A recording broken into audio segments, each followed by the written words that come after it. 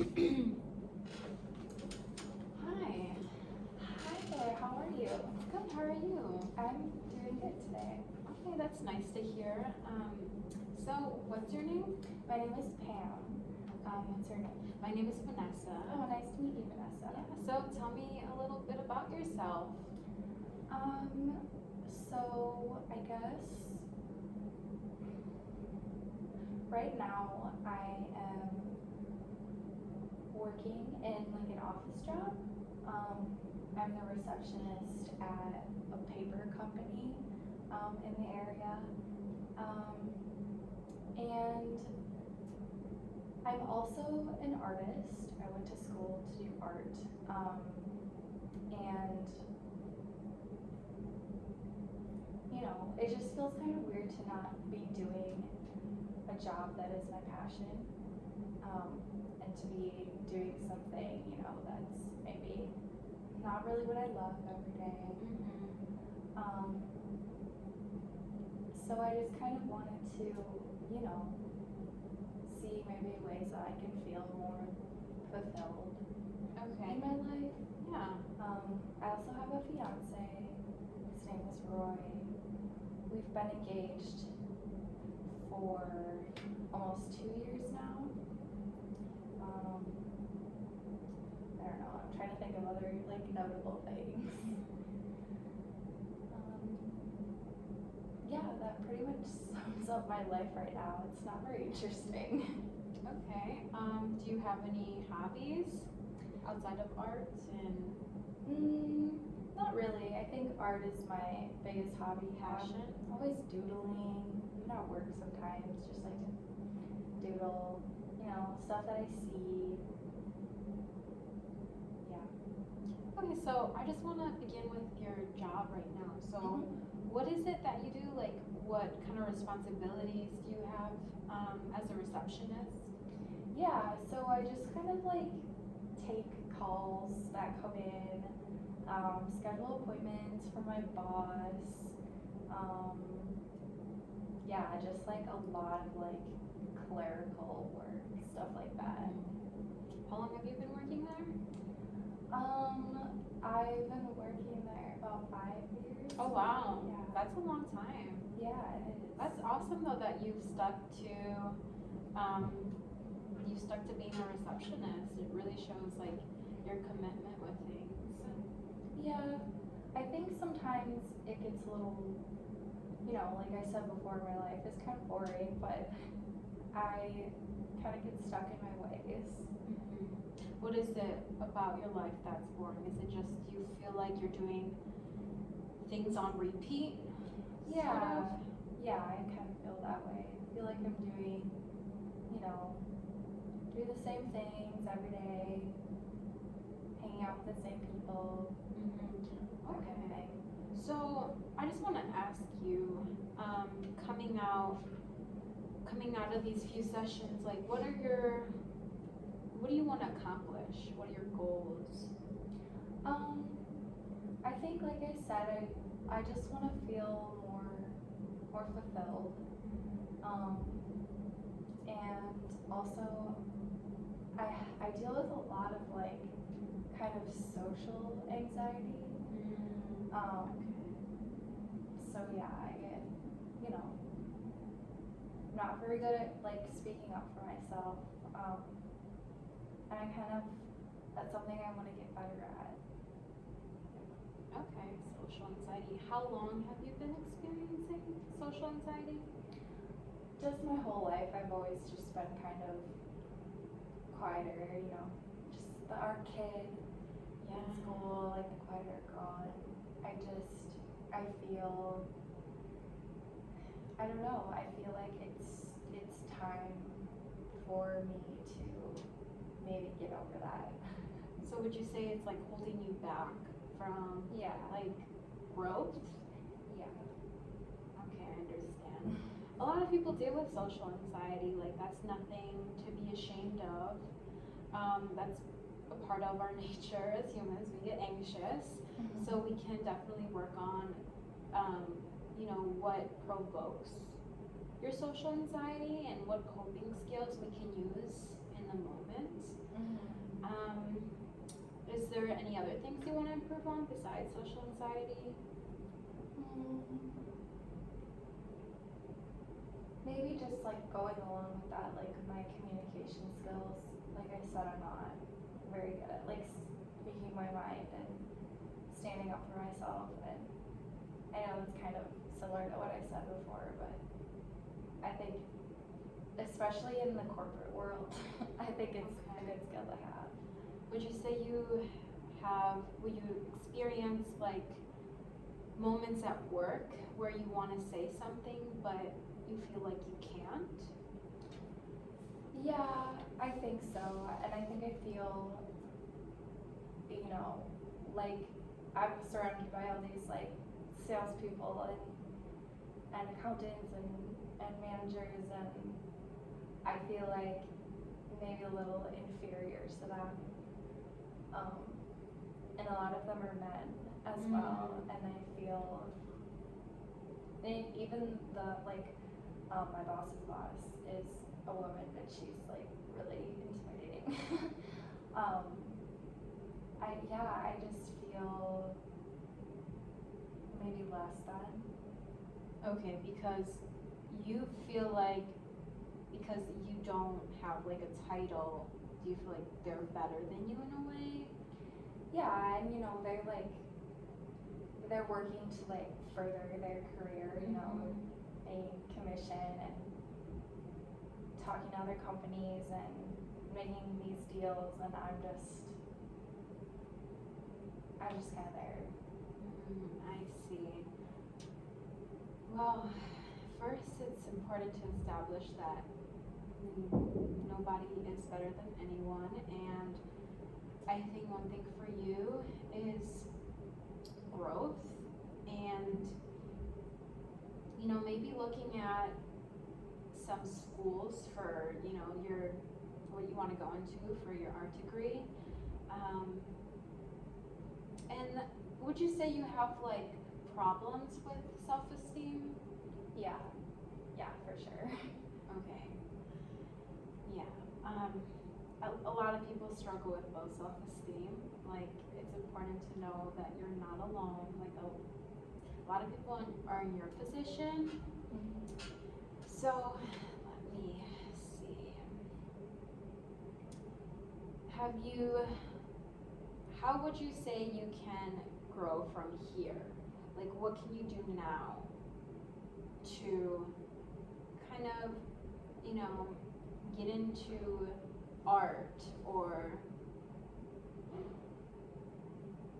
things that you can do to grow? What can you do now?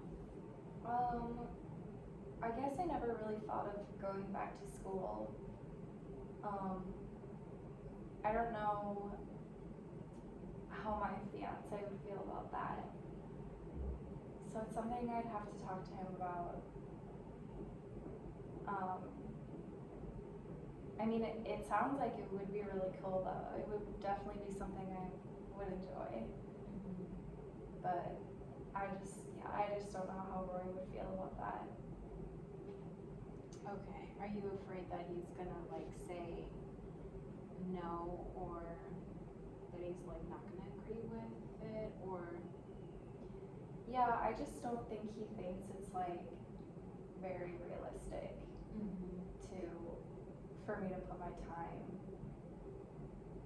into art. I just don't think he really gets it. And it's fair, like I'll probably make more money just being a receptionist than I would like doing graphic design or anything like that. And I'm not, I'm not college age anymore, like that time. I think he kind of thinks, that time is past. Yeah. I think it's important to, possibly consider having a conversation with Roy. And, just see what he says. Is that scary for you? Well, I know what he's going to say. He's going to say, all the things I said before. Okay. Maybe not in so many words. But, you know, that's just the way he is. We've been dating since high school, and Oh wow. yeah. Did he go to school too? So we both just went to like 2 years, like 2 years Colleges? college. Yeah. Yeah. And he actually works in the warehouse of my office. So he just like, I don't even know what he does down there. Hangs out with his friends. But yeah, he works in the warehouse. And then I am in reception, obviously, like I said before. So we see each other a lot. Okay. So let's consider other ways where you can grow in your passion.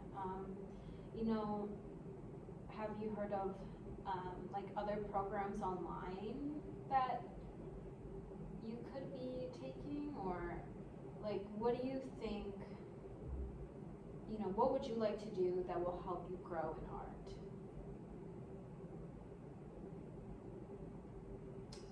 I think maybe,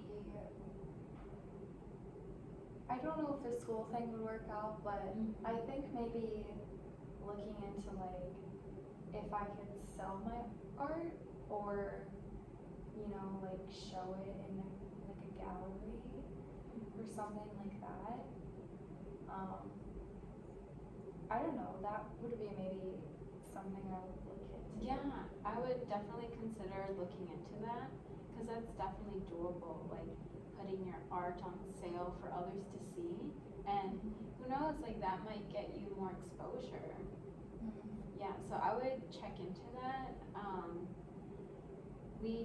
I think we do have resources out in the main lobby that talk about, you know, how to look into like graphic design if you were interested. Yeah, I might look at those. Maybe just take them home and kind of see. Maybe in the future. Maybe not now, but yeah. Okay. Okay, so let me see.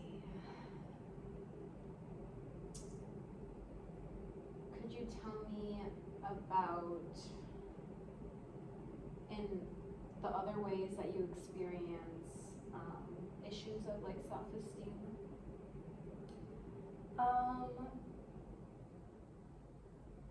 I think like I said before, being a woman in like a male dominated field, you know, my boss is a guy. Majority of the people that work in the office are guys. And you know, I try to be friends with the girls that are there, but either it just like doesn't work out, or there's like an age difference, or you know, yeah. And I just feel like, I don't know, my boss is kind of crazy, like, and I think, you know, some of the stuff he says, like, if people heard him, he would be like canceled. It's just not appropriate. Yeah, sometimes like I'm just like, and it, like, you know, I joke about it there, where it's like, or I tell them like to stop doing stuff like that, but it still like makes me uncomfortable. What makes you uncomfortable? Just, I feel like they kind of, I don't know, some of the comments that they make, like a lot of like that's what she said jokes and like stuff like that. Okay. And it's just really, it's demeaning. And I do say that, but I just feel like no one hears me. So even when I do like speak up for myself, I just feel like no one really listens. Okay. And I don't know if that has to do with me, and you know, I'm just not doing it right, or I'm not comfortable enough, or I don't know if it has to do with the environment that I'm working in. So, do you think it's because there's like a lot of males in the office that they make those jokes? Not necessarily. I mean, some of them, like one of my best friends, Jim, like doesn't do any of that, and he'll like, you know, be like, Michael, like stop. But there's just Michael, my boss, and another salesman, Dwight. They just like get on these. I don't even know. Like they just like ramp each other up, and there's another traveling salesman too that comes in every once in a while, and he's just like I can't even begin to explain how like vulgar and rude, and it just makes things really like uncomfortable. Okay. Do you mind explaining like a moment where a comment that they made that you felt, you know, that provoked you to feel like uncomfortable? I mean, it's happened so much. It's hard to pick just one. Yeah. One time there was an incident where there were rumors that my boss had slept with his boss. And it actually came out that they went on vacation with each other, which was like just gross to think about. You know, they're my superiors. It's just weird, and yeah, Michael is just, I don't know why anyone would sleep with him. And did he end up making like comments about what happened throughout the whole entire office? Yeah, he kind of did, and he also, a picture got emailed out, and it got sent to the warehouse, and you know, Roy and his buddies all like thought it was this big, huge joke, and I mean, it was a little funny, but also like, I just felt so bad for Jan, like, my boss, like, she had this picture of her like almost fully naked, like floating around the whole office, and it was like just a big joke. Did it make you like upset because they kind of, how do you say it? They took that in, like they spread it around the office. It was something that wasn't meant to get out, of course. Yeah, I think Michael was trying to send it to, I think he was trying to send it to one person, or maybe just, I don't know, I've heard a lot of things, but like maybe just like the warehouse or something, like a friend there, and then it, like he hit the wrong email, this is what he told me, and it got out to everyone, and they literally printed a giant like poster of it and put it in the warehouse. Oh wow. Yeah. And then Jan came in. Yeah. And it was so awkward. And you know, what was her first impressions of it? How did she react to it? I don't know. I heard like bits and pieces. I heard from Roy, and Michael seems to think that I'm his therapist and he can tell me anything. Oh wow. Okay. So I heard stuff from him as well. It seemed like she was mad at first, and then that's what Roy said, like downstairs, and then I saw them come in like to the upstairs office, and they went and talked in Michael's office, and like my desk is like, it's like here, like it's like kind of like one of these situations, and then hit Michael's office, like this is the door, and then Michael's office is like here. So I could kind of hear them, like it sounded like they were like yelling at each other a little bit, but I don't know, like I don't know if anything came of it. Like everything got taken down, but Michael didn't seem to really get in any trouble. And like, I don't know. I see what you're Yeah, saying. it was just a weird situation. And it felt like, I don't know, it felt like, made me feel a little unsafe as like a woman. Okay.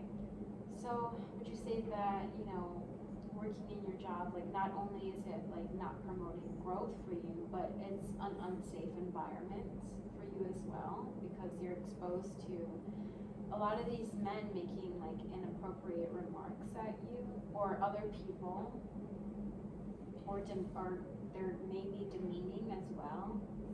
I think, yeah, I mean, I'm not saying all this to say, like, I want to quit my job, No, or yeah. I want a different job. Like, I love a lot of the people in the office, and I do feel close to some of them, because we've been working together for so long. Maybe I'm looking for, I think a lot of women deal with this in a corporate environment. Yeah, especially like when there is a bunch of, males around. It's a majority of males. Like, it's common for a woman to feel kind of like inferior in those situations. Yeah, like I don't necessarily think like if I was a receptionist somewhere else that it would be any different. I guess I'm maybe just looking for some coping skills. Okay. For myself, like how to deal, maybe not how to deal with it in the moment because sometimes there's just nothing you can do, but maybe like how to not have it cause so much anxiety for me after the fact, if that makes sense. So coping skills when these situations arise, when these like, you're put into these kind of uncomfortable situations, what to do if that happens. Is that kind of what you're saying? Yeah, like I'm not really, I told you before, like I'm not really one to like speak up and be like, Okay. guys, like be their mom. Like I don't want to be like, guys, stop doing that. It's not okay. Like, but maybe just like how to like remove myself and like detach in a way. Yeah, like kind of calm myself down because I'm always like that's like the fight in my head is I'm like, oh, should I like say something? And I'm like I don't want to be that person. Like I don't want them to think I'm like a bitch. But then I'm like, oh, I don't like. Is it okay for me to walk away? And I'm like, I just don't know like what to do with myself. Okay. That can be, very hard to know what to do in those situations, and especially in like a male-driven work environment. So, what do you normally do in those situations besides tell them to like knock it off? That situation when the one I like specifically told you about, there wasn't really much that I did except kind of watch it unfold. My friend Jim and I talked a lot about it because it was just, one of those things that you have to kind of debrief with your friend about, like what is going on right now. And that kind of helps, I think, talking to, a friend that kind of has the same perspective as you.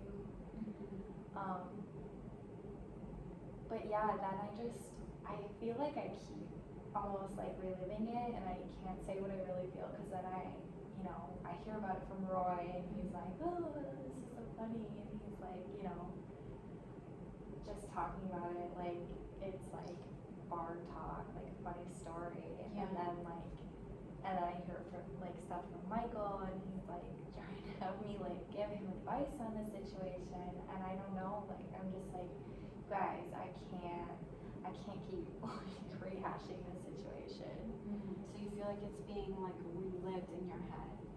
Yeah, but then like, especially with Michael and Roy, like I can't say anything to them like, you shouldn't do that. Yeah. I just have, because Michael's my boss. Like I can't, he would be like upset and like he'd be like act all like pouty and like it would just be like a whole other like bigger problem if I were to like bring up how I really felt about it. To Michael. Yeah, and same with Roy. Like I just think he would get mad. Like he'd be like, Pam, you like don't understand. Like it's like a guy my thing. So I just don't even feel comfortable like bringing up how I'm feeling to them. Okay. But I just don't know how to like. I don't know. Would you say you have like a hard time with confrontation? Yeah, and I think I have a hard time with maybe like boundaries Boundaries. as well. Okay. Yeah, maybe like I said before, Michael seems to think that I'm his therapist, Mm-hmm. and I don't really do anything to stop him because I don't know how. I see what you're saying. I think it's definitely important to, figure out what our boundaries are with people. And that's something we can do here. Yeah, that's something we can do here, figuring out our boundaries and also, working on communication skills. Because I feel like like you said, like you have a hard time confronting Ron and confronting Michael. And you say that you don't know how they might react. Yeah. How does Michael normally react? I'm just curious. Like when you confront him with, when you confront him with, what he's doing is inappropriate. Well, one example, and this is kind of a situation within the bigger situation I was just telling you about. After Michael and Jan supposedly hooked up, she sent him a voicemail, and it was actually on the day of our performance reviews, and I was the first one to go, and I came in, and he's like, oh, let's do your performance review, and he's like, but first, before I do this, like, what do you think of this message? Mm-hmm. He played it, and I was like, it was something about her, like coming into the office later, and then she said, like, I guess I missed you. And he was interpreting that like she missed him, in like a romantic way. Mm-hmm. And he's like, what do you think of that? And I was like, I think it just means like, I guess I missed you, like I missed your call or like whatever. And I said that, and he's like, oh well, I guess let's just do your performance review then. And then I was kind of like, Oh wow, okay. So then I was like, oh, I kind of panicked, and I was like, well, no, I mean, I think she's trying to fight, like she's fighting feelings for you, like that's, like I just lied. Like I was like, oh, no, that's not what I meant. I meant she's fighting feelings for you, and she doesn't know what to tell you. And she feels conflicted because she's your boss. And then he kind of perked up and he like gave me a good review. Okay. And I'm like, he kind of like holds it over my head in like a ridiculous, childlike way. But it's easier for me to just, in that moment, like pretend and be like, just do it so I can like keep my job. Okay, I see what you're saying. So he You holds it. don't want to be on his bad side. Like Yeah. he's not gonna do anything crazy, but like you just don't want to be on his bad side because it's just uncomfortable. Mm-hmm. And I mean, like he did before, he was maybe gonna rate you like negatively if you had said the truth. Right, which then I would be in trouble with Jan, and I think that's more scary to be in trouble with Jan than with Michael. Okay, I see what you mean. Okay, I am just gonna grab a piece of paper and we can start to look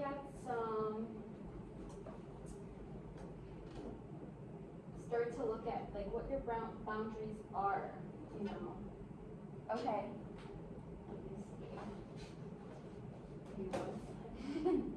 No worries.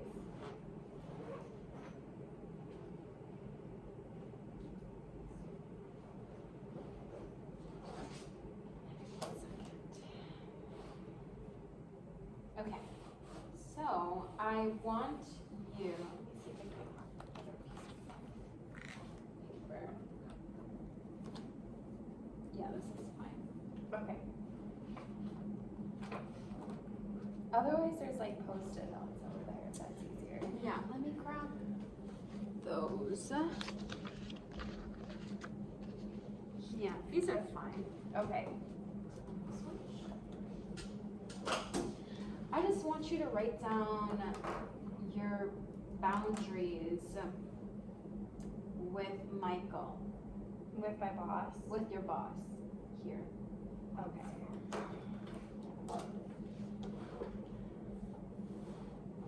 How much time do we have left? I'm just curious. We have about, I would say, 15 to 16 minutes.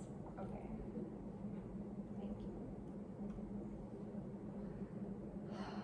Well, something I will not let him talk to me about is like, sometimes he tries to tell these like wild stories about like hooking up with girls, which I know are not true. He's making them up. And I just shut that down right away. Okay. So like, I guess his intimate life. Okay, you're saying that you don't want to hear about it. That's one thing I will say, like, Michael, stop. Like, it's just not only is it, like, not appropriate for him to be telling me, like, it's just inappropriate, like, in the office world. Like, it's not professional.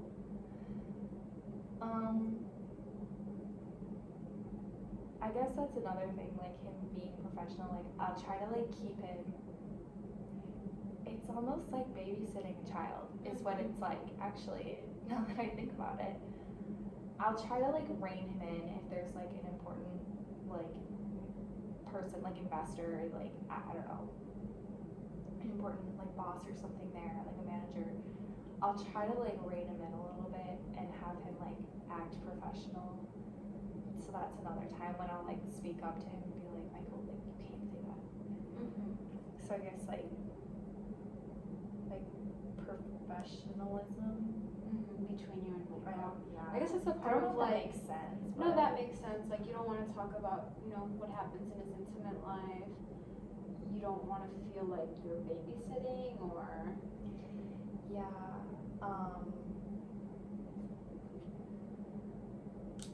Kind of going with the professionalism thing. Like when I'm doing my work and he's trying, he'll just do anything to get out of doing work, which is Okay. insane because he's like the boss of our like Scranton branch, and I'm like, if he's like interfering with my work and I'm like trying to do something, like I'm like making a call or whatever, like he'll come up to my office and just like, not my office, my desk, and like make like random noises. Okay. And I'm like, Michael, like that is really unprofessional. Like I'm on a call with a potential like client. That makes us look really bad. Yeah. So maybe like interfering with my work, I guess. Okay, so why don't we write that down? Yeah.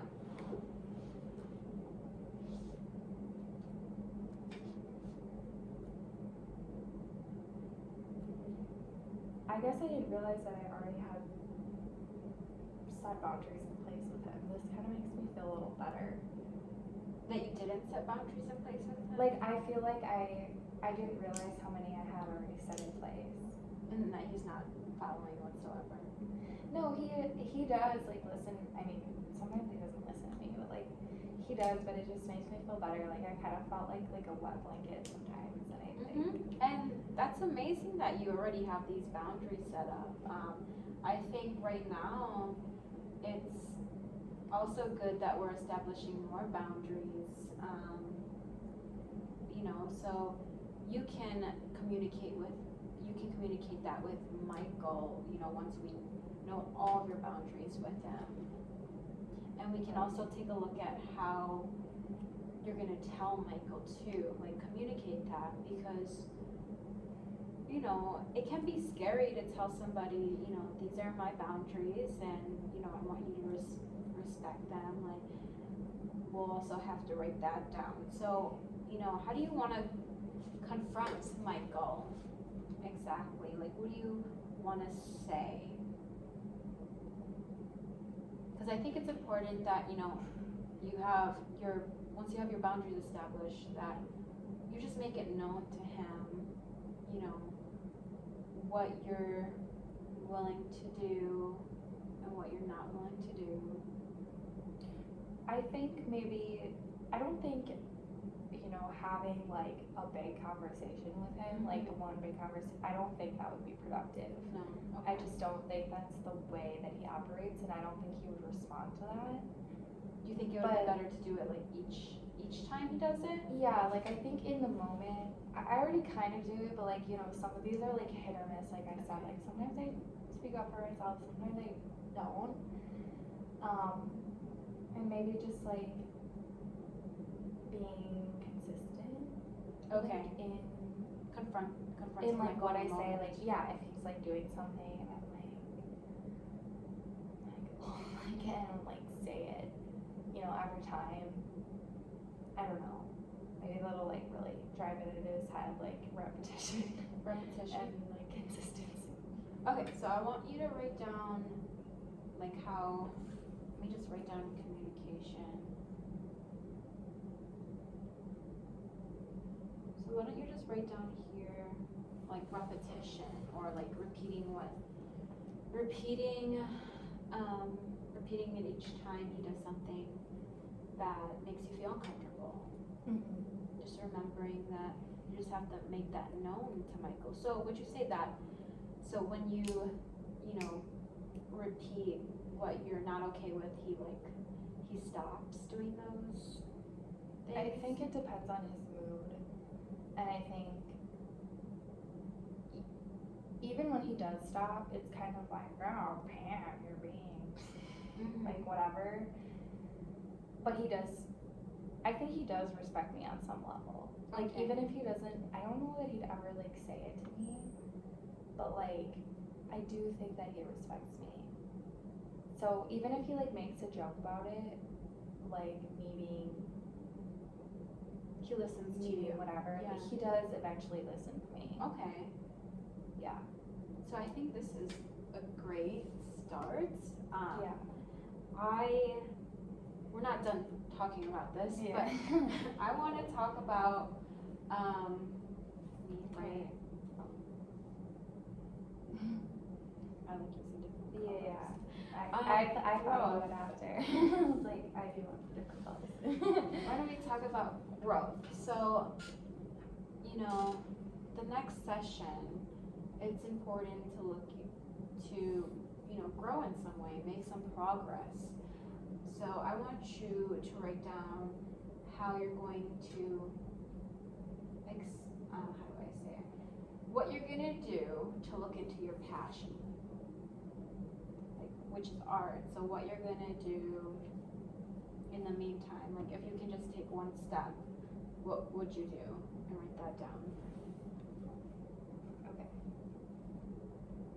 I think, kind of like we talked about before, I think looking into like selling my art or Okay. the gallery thing. So, I think that's like a better, I think that's a little more realistic than going to school, Yeah, because there you also go. that's not something that Roy necessarily needs to know about. Okay. That I'm selling my art or doing the gallery thing, and it's not something that's going to take up his time or energy, you know, it's something I can just, or his money, like it's something I can do on my own. Okay.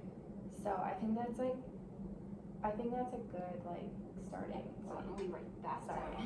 No, you're fine. Take your time. So selling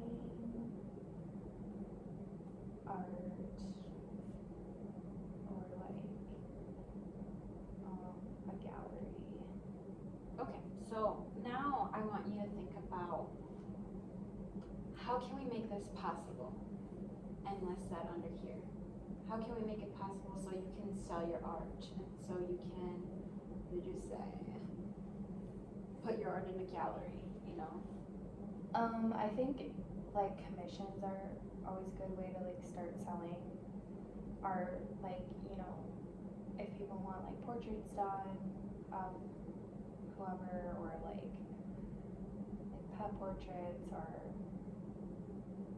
like buildings, or, you know what I mean, like, that's always a good way to like start making money. It's not necessarily like art for yourself, but it's like you're still doing art Okay. and you're just making money from it, so like commissions, and maybe just like advertising with like for those, like with like a flyer or something. I don't know. Okay. Just write all those down for now.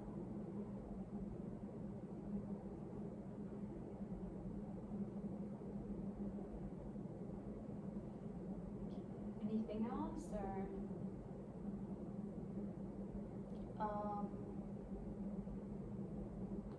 Maybe seeing if there are any art shows coming up that I could yeah. like be in. Let's write that down.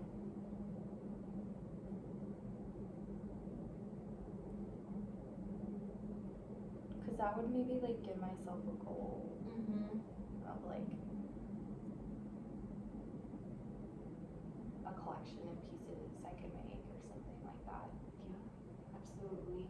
Was that it? Let me just take a look at what we have. Yeah, I mean, if you have any like other suggestions. Commission, advertising, and art shows.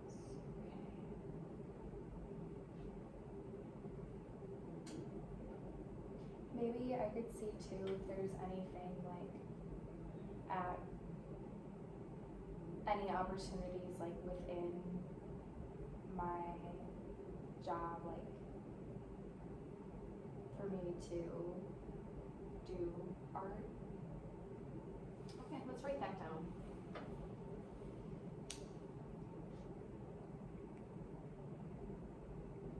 I don't know what those would be, but like if anything comes up, like volunteering to do that.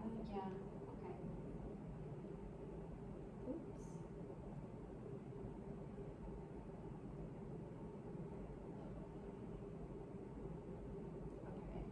Okay. And for the next session, I do want you to take a look at least two of the points you have on your list. So what do you think is the most achievable thing, or the easiest thing for you to do first?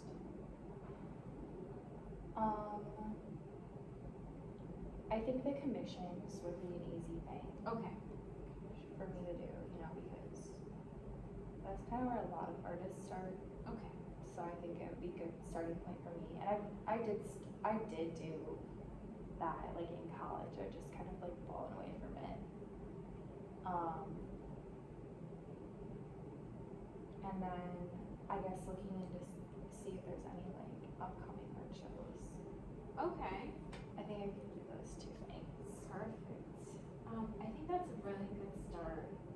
You know, just looking at the upcoming art shows and looking into the commissions.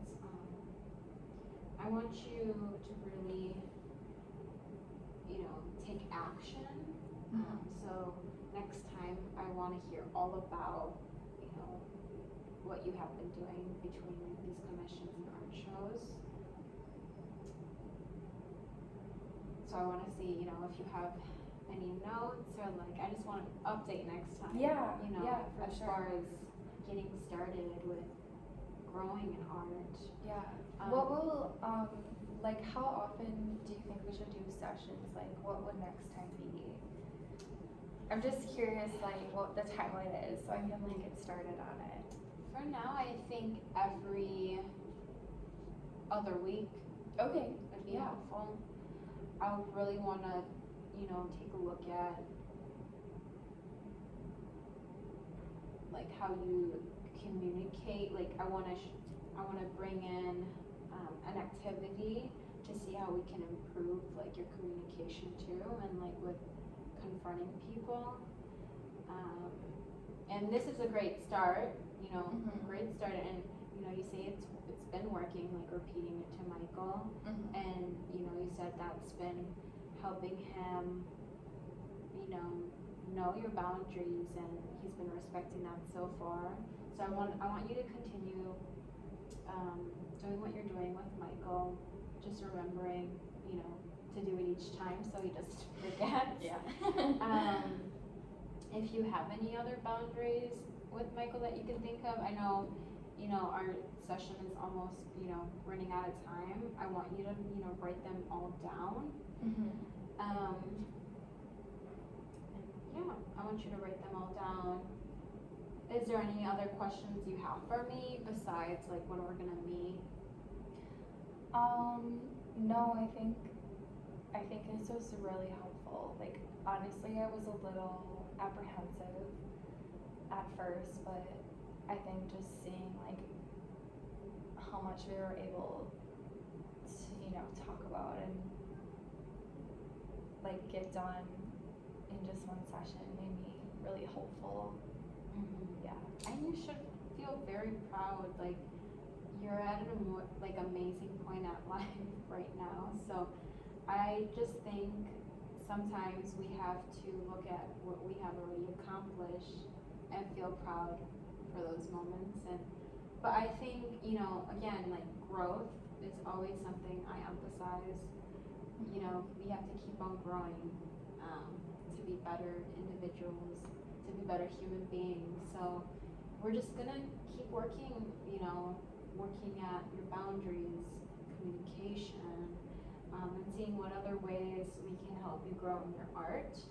If you can think of anything else next time, like what else you're struggling in, you know, bring that to the session next time, and we can get started, you know, on confronting those issues. Okay, sounds great. Thank you so much. Yeah, it was lovely to meet you, Pam, and I'll see you next time, okay? Thank you.